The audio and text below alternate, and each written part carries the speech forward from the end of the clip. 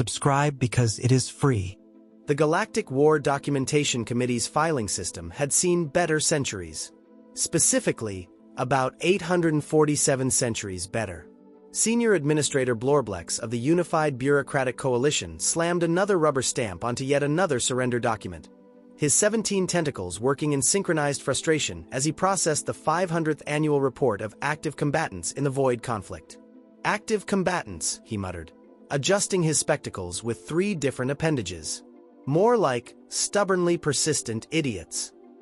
The war against the interdimensional entities from dark space had been raging for 847 years across 12,000 star systems, and Blorblex had personally filed the surrender paperwork for 99.97% of all sentient species in the galaxy. All except one. His assistant, a nervous Quilarian named Pipsqueak, scuttled over with another stack of documents.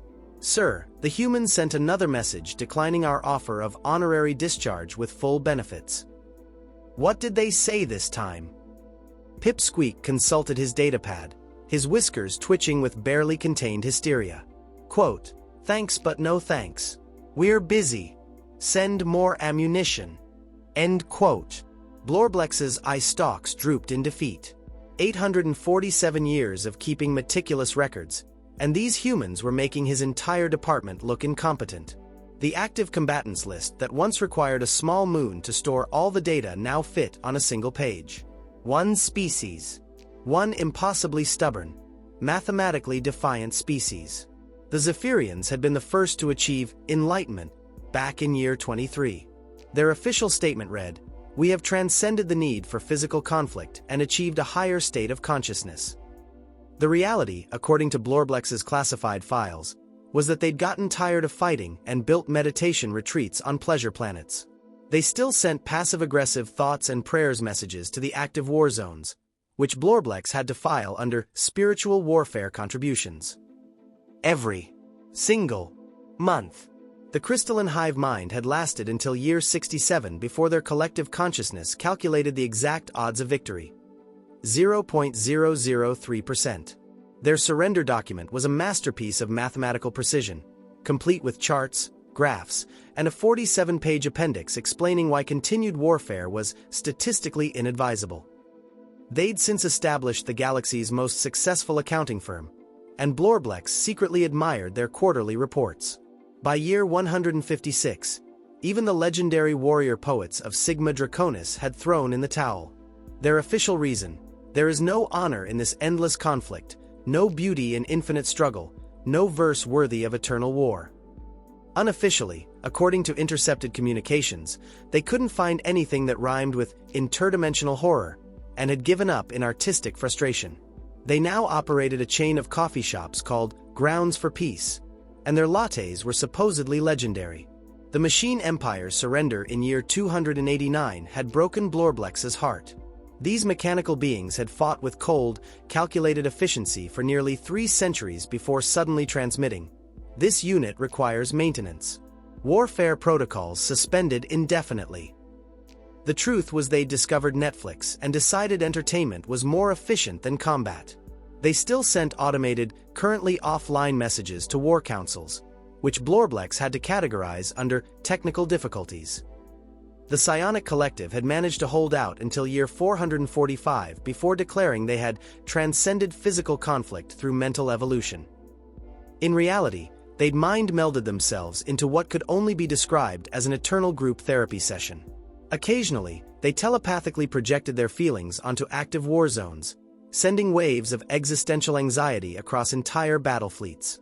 Blorblex had created a special filing category called Emotional Warfare, just for their contributions. Species after species had found creative ways to abandon the fight. The Aquatic Federation claimed their homeworld's tides were cosmically misaligned for warfare.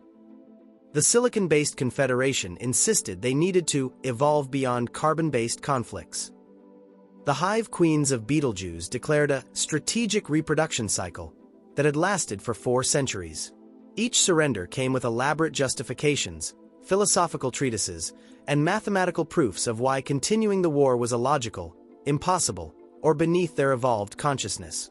Blorblex had read them all, filed them all, and stamped them all with increasingly creative variations of "request approved," species discharged from active duty.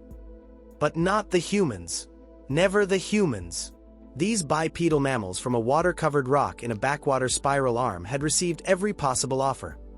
Honorary discharge, full benefits package, premium retirement planets, and even a statue in the Galactic Hall of Noble Efforts.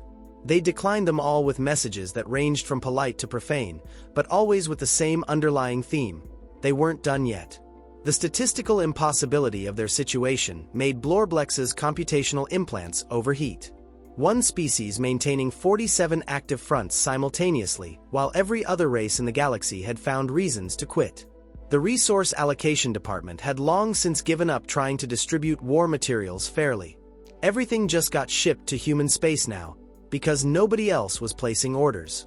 Pipsqueak approached again, this time carrying a betting pool clipboard. "Sir, the office is taking odds on when the humans will come to their senses. Current favorite is never, at 3-to-1 odds. What's the long shot bet? They actually win the war, at 50,000 to 1. Blorblex considered this for a moment, then grabbed his personal credit chip. "Put me down for 100 credits on the long shot." Pipsqueak's whiskers nearly fell out. "Sir, that's mathematically impossible. The crystalline hive mind's calculations show." "The crystalline hive mind is running a coffee shop," Blorblex interrupted. "The warrior poets are writing barista training manuals. The machine empire is binge-watching reality shows. And the humans are still out there, fighting a war that everyone else has declared unwinnable." He gestured to the mountain of surrender documents surrounding his desk. "You know what I've learned in 847 years of filing paperwork, Pipsqueak? Numbers don't always tell the whole story. Sometimes, the most important variable isn't in the equation." The communication console chimed with another message from Human Command. Pipsqueak read it and looked up with bewildered confusion.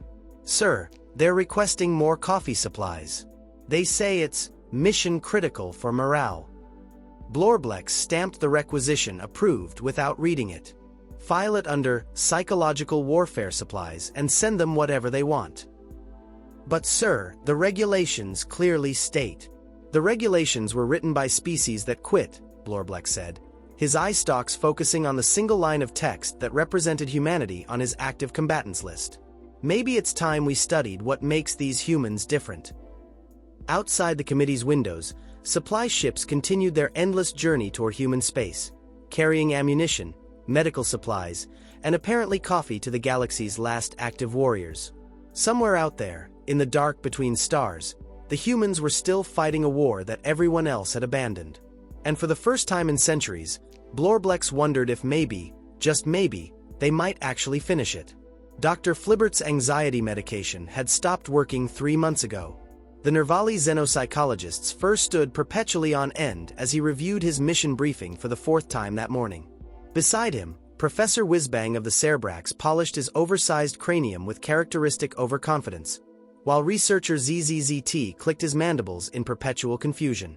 "Gentlemen," Whizbang announced, his brain case literally glowing with self-importance, "we are about to solve the galaxy's greatest psychological mystery. Why haven't these humans surrendered yet? Simple matter of applying superior Cerebrac intellect to primitive mammalian behavior patterns." ZZZT's compound eyes rotated independently. "But what if they're not primitive? What if they're just different?"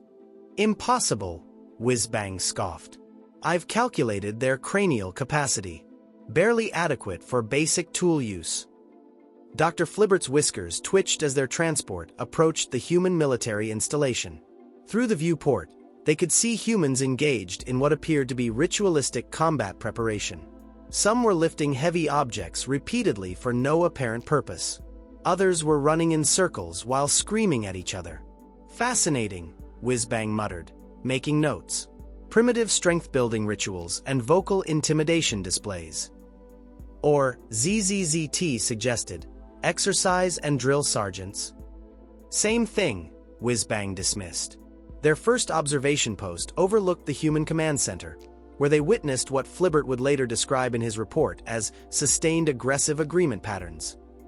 Human leaders stood around a holographic display, gesturing wildly and raising their voices at each other. "That's the stupidest plan I've ever heard," one human shouted. "Exactly," another replied. "So stupid the void entities will never see it coming."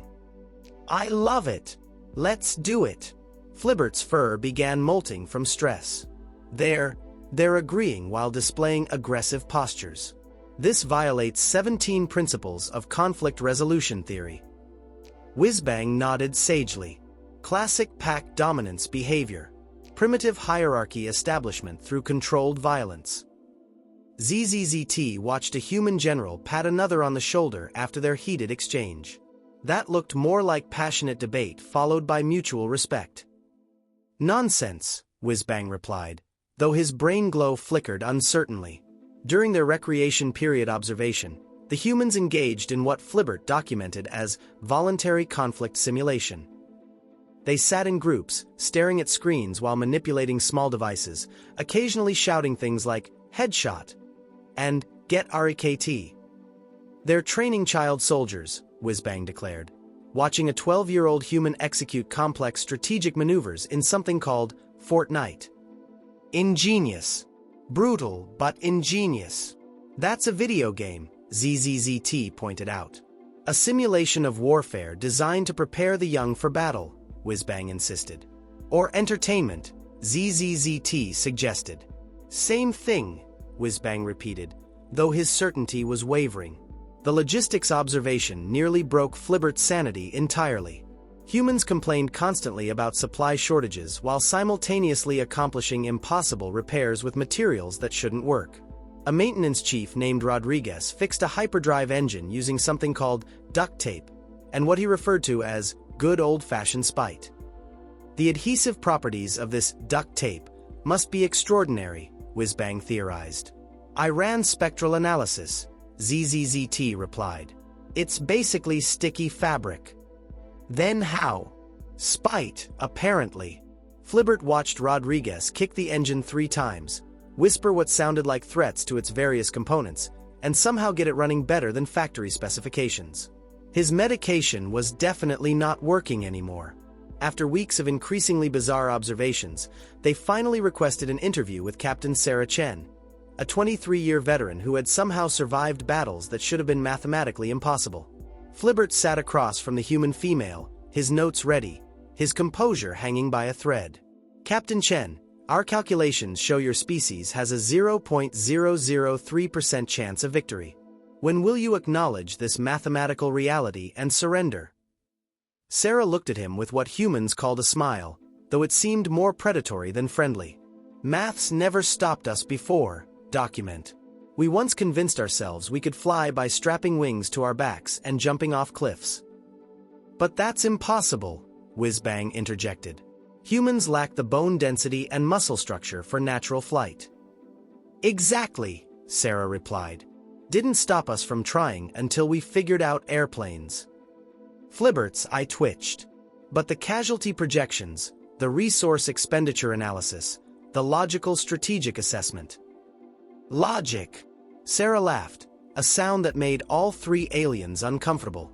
"We're the species that domesticated wolves because we thought they looked friendly. We invented the concept of, hold my beer and watch this. Logic is more of a suggestion than a rule. Surely your military leadership follows strategic doctrine," Whizbang insisted, his brain glow dimming. "Oh, we do," Sarah nodded. "Want to hear about some of our greatest military victories?" Thermopylae. 300 guys decided to inconvenience a much larger army. They knew they'd lose, but they did it anyway because someone had to make a statement. ZZZT clicked nervously. "That seems inefficient." "The Alamo," Sarah continued, "lost the battle, won the war through sheer spite. The whole thing became a rallying cry. Remember the Alamo? We remembered it so hard we kicked out an entire empire." Flibbert's medication was definitely not designed for this level of cognitive dissonance. "But surely in modern warfare." "Battle of Britain," Sarah interrupted. "Outnumbered pilots kept flying because someone had to. They didn't calculate odds. They calculated how many enemy planes they could take down before running out of fuel. Some of them flew missions with broken bones and concussions. "This is illogical," Whizbang protested, his cranium flickering like a dying light bulb. "That's the point," Sarah said. "We don't fight because we think we'll win.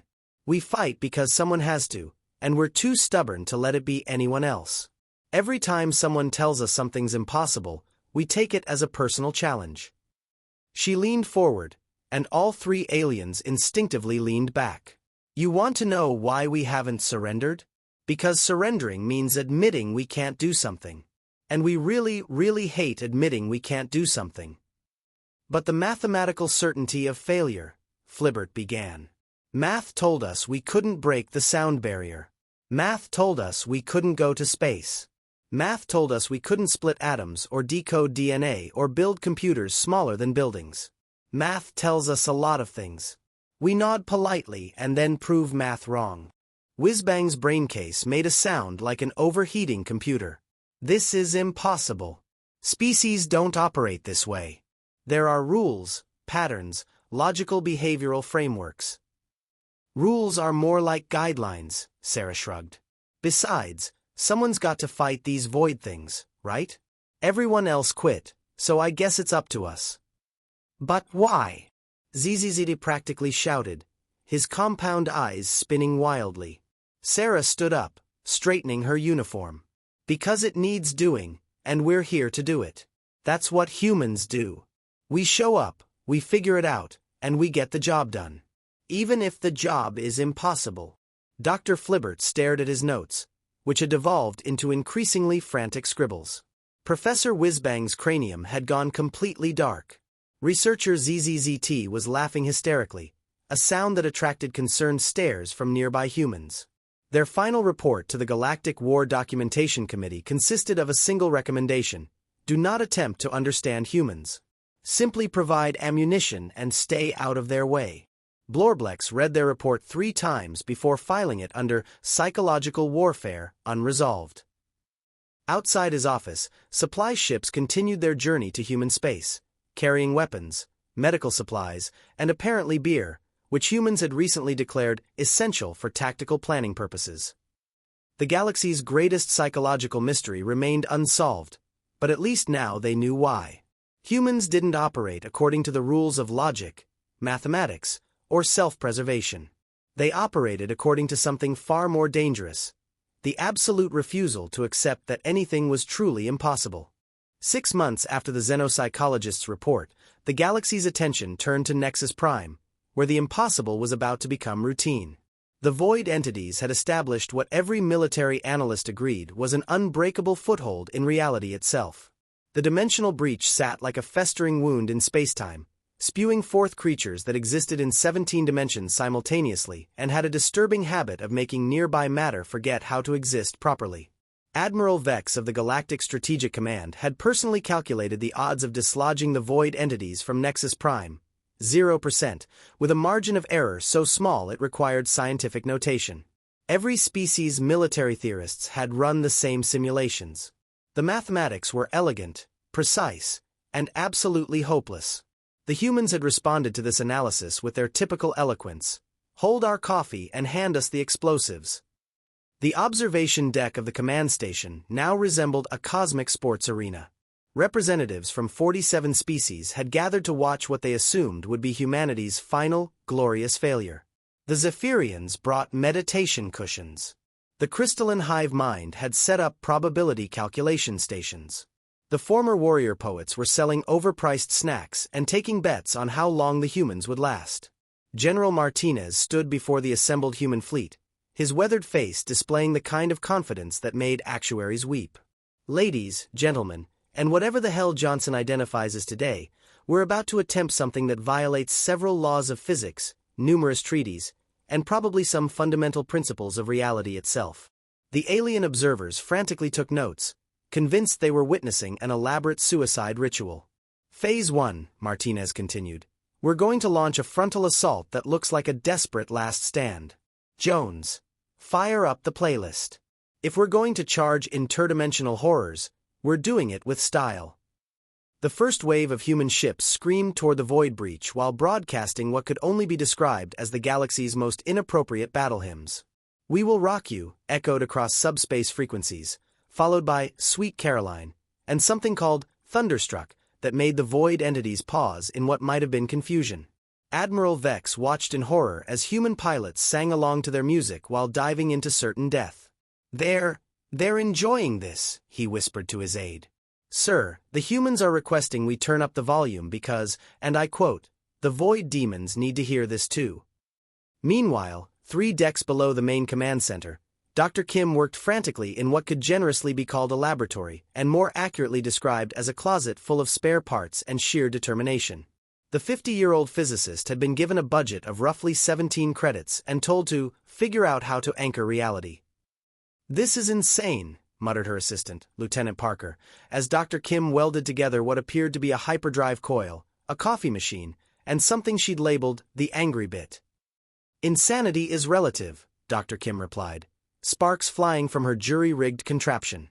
"And right now, relative to those void things, we're perfectly sane." "But what does it actually do?" Dr. Kim paused her welding to consider this. "Honestly, I have no idea. But it really annoys the void entities. I tested it on a small breach last week, and they kept trying to file noise complaints." "Reality doesn't have noise complaints." "It does now. Hand me that wrench." Above them, the first phase of the assault continued with characteristic human disregard for mathematical impossibility. Captain Torres piloted her fighter through a swarm of void creatures while cheerfully narrating the action like a sports commentator. And here we see the classic human maneuver of charging headfirst into certain doom while humming show tunes. The void entities, creatures of pure entropy and existential dread, seemed genuinely confused by this approach. They had conquered dimensions where fear was a physical force and hope was a mathematical impossibility. They were not prepared for beings who treated cosmic horror as a mild inconvenience requiring additional caffeine. Phase 2. Martinez announced as the second wave prepared to launch. "Dr. Kim, please tell me your reality anchor is ready." Dr. Kim's voice crackled over the comm, accompanied by the sound of something that might have been controlled explosions. "Define ready, sir. Will it work?" "Absolutely no idea. But it's making a very satisfying humming sound, and the void entities seem to hate it." "Good enough. Deploy the science." What happened next would be discussed in physics textbooks for millennia, assuming any physicists survived with their sanity intact. Dr. Kim's improvised reality anchor didn't just stabilize local spacetime, it actively offended the void entity's existence. The device somehow weaponized the concept of being really annoying and projected it across 17 dimensions simultaneously. The void creatures, accustomed to inspiring terror and despair, suddenly found themselves mildly irritated. Their interdimensional forms began to flicker as they tried to process the unprecedented sensation of being genuinely annoyed by a coffee machine welded to a hyperdrive. "Holy shit!" Dr. Kim's voice echoed across the command center. "That actually worked." The effect was immediate and catastrophic for the void entities. Their carefully maintained breach in reality began to destabilize, not from any grand cosmic force, but from what could only be described as cosmic irritation. They started retreating, not in fear or defeat, but in the universal desire to get away from something that was really getting on their nerves. They're leaving," Admiral Vex reported, his voice hollow with disbelief. "Tactical retreat," Martinez nodded approvingly. "Can't blame them. That thing is annoying as hell." For the first time in 847 years, the void entities were in full retreat. The impossible had become merely improbable, and humans had somehow managed to weaponize the concept of being a cosmic nuisance. News of the Nexus Prime victory spread across the galaxy faster than light-speed communications. The Zephyrians immediately began questioning their enlightened withdrawal from warfare. The crystalline hive mind's probability matrices started throwing divide-by-zero errors. The machine empire's automated systems began displaying system error, logic not found messages. Within days, representatives from 17 species approached human command with carefully worded requests to assist in the war effort. The translation was obvious.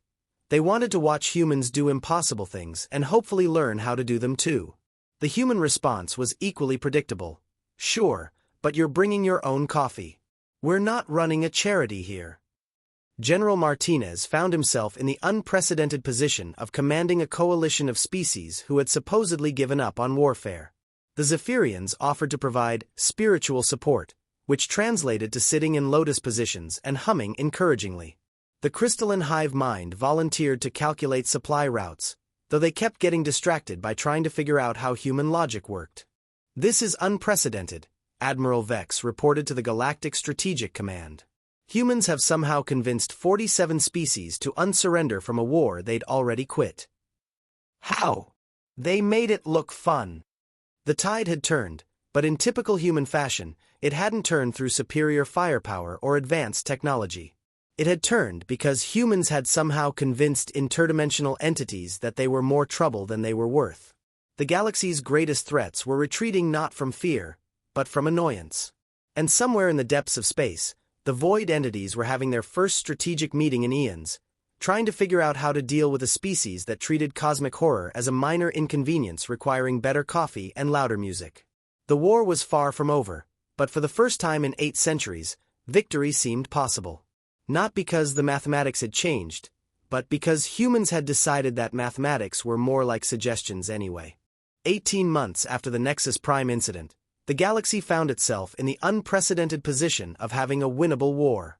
The void entities had retreated to their final stronghold, a massive dimensional fortress that existed simultaneously in 43 realities and required a physics degree just to look at properly.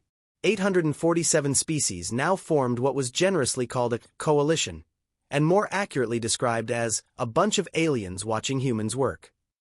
The pre-assault conference resembled a cosmic comedy show.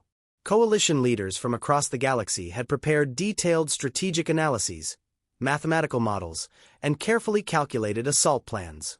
Charts covered every surface, holographic displays showed troop movements, and the air hummed with the sound of supercomputers processing tactical data. General Thompson, who had replaced Martinez after the older man retired to spend more time with his coffee, stood before the assembled alien leadership with the casual confidence of someone who had stopped caring about impossible odds sometime around Tuesday. "Ladies, gentlemen, and distinguished amorphous entities," Thompson began, "thank you for these comprehensive battle plans. They're very thorough, very logical, and very impressive. However, I have a counter-proposal." Admiral Vex leaned forward eagerly. Finally, humanity would embrace proper military doctrine. We could just walk up and knock on their door. The silence that followed was so complete it achieved its own gravitational field. "That's not a strategy," wheezed the Zephyrian representative, nearly falling off his meditation cushion.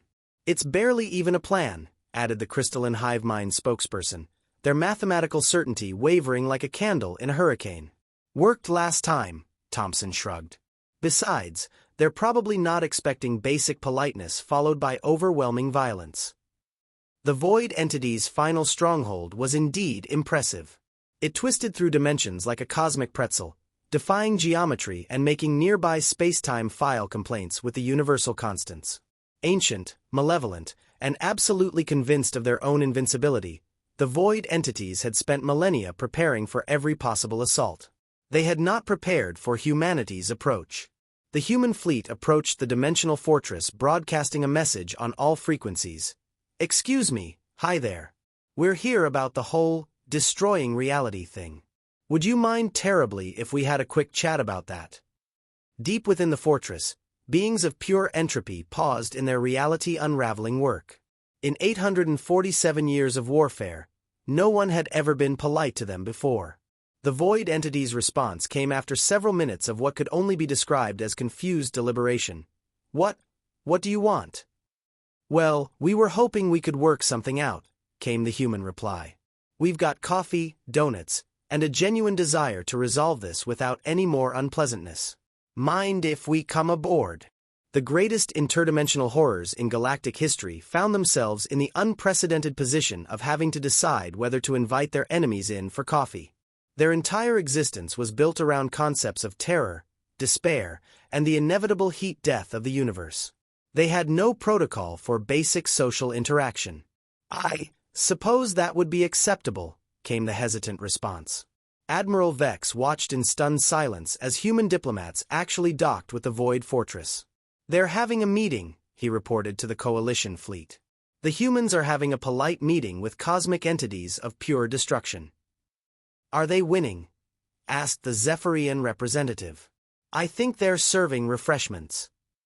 Inside the fortress, Ambassador Sarah Chen sat across from what her report would later describe as a tentacled nightmare that smelled like expired mathematics, and tried to explain the human perspective on interdimensional warfare.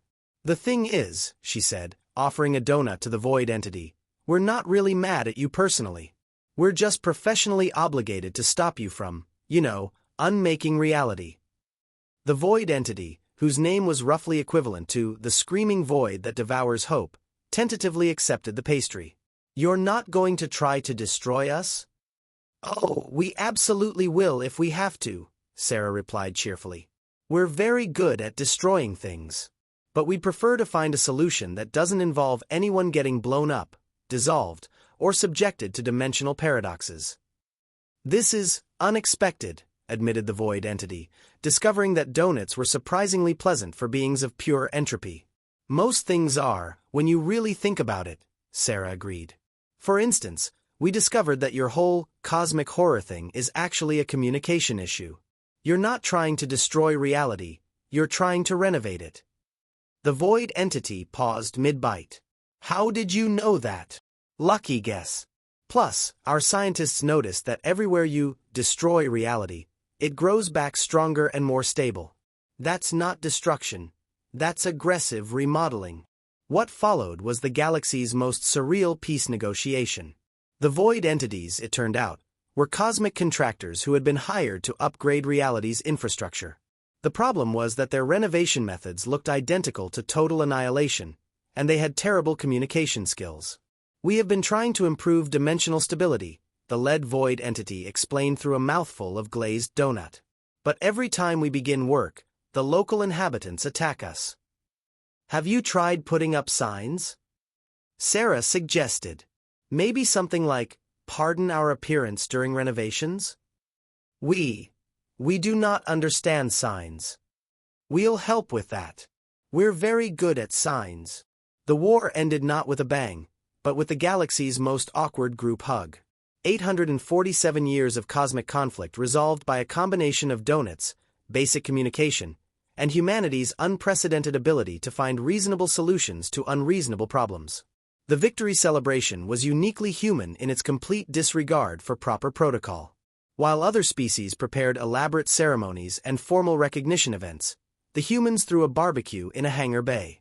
The Void entities, now revealed as interdimensional contractors with social anxiety, attended as guests of honor and discovered that reality tasted much better when it wasn't being actively renovated.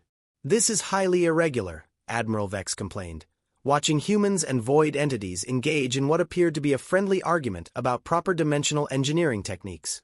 Everything humans do is irregular, replied the Zephyrian representative, who was learning to appreciate the concept of winging it. That's what makes it work. The Galactic Peace Prize Committee offered humanity every honor in their catalog. Medals, monuments, and naming rights to entire star systems. The human response was characteristically practical. Can we get a gift card instead? We need new equipment for the next crisis. The translation difficulties were immediate. Most species didn't understand the concept of next crisis, or why humans would assume there would be one. There's always a next crisis, explained General Thompson. That's what makes life interesting. Dr. Flibbert, still recovering from his earlier psychological evaluation of humanity, submitted his final report to the Galactic War Documentation Committee. After extensive study, we conclude that humans are fundamentally inexplicable. They don't calculate victory odds. They create victory conditions.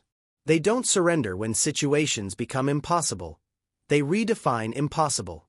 Their greatest weapon isn't technology or strategy.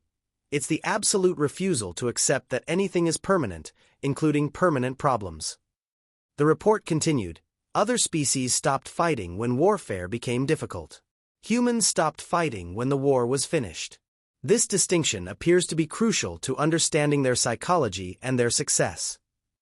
The Void entities, now working as legitimate dimensional contractors with proper permits and communication protocols, established the galaxy's first interdimensional construction company.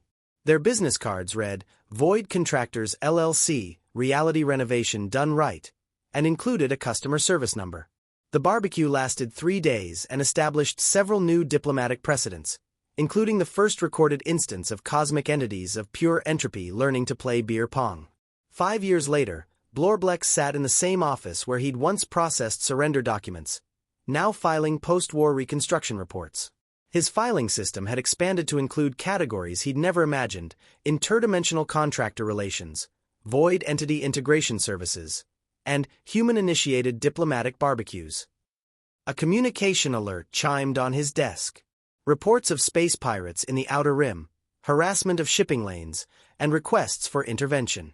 "Should we convene a diplomatic committee?" suggested Pipsqueak, who had been promoted to Senior Assistant Administrator of Improbable Solutions. Before Blorblex could answer, another message arrived. "We got this. Send pizza." The signature was unmistakably human. The galaxy collectively sighed, a sound that traveled faster than light and contained equal parts exasperation and relief. Somewhere in the Outer Rim, space pirates were about to discover that their harassment of shipping lanes had attracted the attention of the only species in the galaxy that considered impossible odds a personal invitation. The universe was still trying to figure out if humanity's approach to problem-solving was a good thing or a cosmic accident waiting to happen. But it didn't matter. The humans were already on their way, probably with snacks and a playlist, ready to solve the next impossible problem with the same combination of determination, creativity, and sheer bloody-minded stubbornness that had ended an 800-year-old war with donuts and coffee. The galaxy learned that day that humans don't abandon wars. They finish them. And once they finish them, they immediately start looking for the next impossible thing to make possible.